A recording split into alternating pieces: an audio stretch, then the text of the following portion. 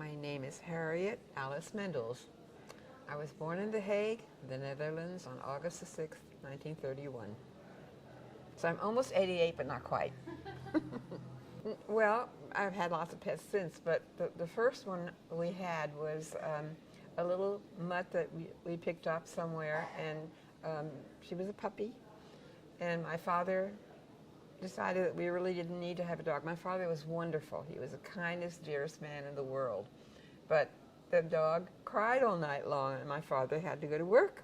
And he couldn't go to work when the dog was crying all night long. So the dog left, and my dad stayed. So it's probably a good trade-off. Yeah, and it's going to be a little complicated because Americans will think it's ghastly. But my favorite food, even today, my favorite comfort food is endive, which is, it's not endive. I think you call it chicory here, but I'm not sure.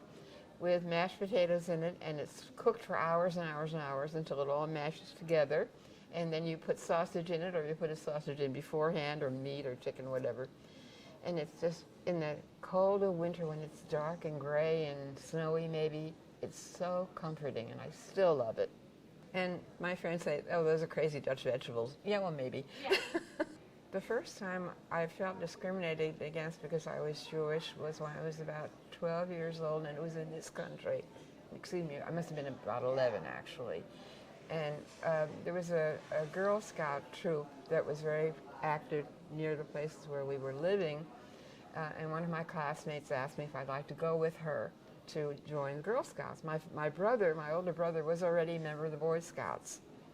So I thought, you know, same thing, fine. And when I was over there with the troop, meeting the kids there, I overheard one of the troop leaders saying, she can't join, she's Jewish. And I overheard her. I heard her say it. And I was just kind of, you know, surprised because I knew why we came to this country and whatever that meant. But anyway, so of course I felt very discriminated about that, and it did something to me because a few months after that, another girl in my class asked me if I'd like to join the Campfire Girls, and the first thing I said to them, and I said, I can't remember even can't even recall having the guts to say it, was, do they take Jews? And she said, of course they take Jews. And I joined that Campfire Girl troop, and the leader of it was of Dutch descent. Her name was Van Tassel. And the upshot of that all was that our troop earned the most money of any other troop in New York City, and we were invited to headquarters in Manhattan. And the adults there were saying, Eleanor's coming. I said, who the heck is Eleanor? Well, there's only one Eleanor, all right? And it was that Eleanor. It was Eleanor Roosevelt. All right, first impressions of New York. Can I talk about the Lilliputters or not? Is that? Oh, yeah. All right, Of okay, course. okay. My mother had told me before we went to America that there were going to be people here that didn't look like us. And so I had been reading Gulliver's Travels, and so I said, oh, are they like Lilliputters? And she said, yeah, to get rid of, you know, shut her up and get her out of here. And so my first impression of New York was that everybody looked exactly the same. They were all big people. And I was a little kid, and I kept looking around for the Lilliputters. And I finally asked my mother, where are the Lilliputters you promised me? She said, they're everywhere. Can't you see it? And I was disappointed, and that was the huge disappointment of my life. It still is. Anyway. Harriet, what advice do you have for young people today? Advice.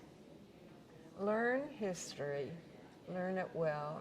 Don't let anything like this ever happen again, although I suspect it will. I'm being cynical and realistic, perhaps. But just learn what we learned in such a horrible way, that bad things can happen to anybody. And I guess that's the only advice I have. Just learn your history.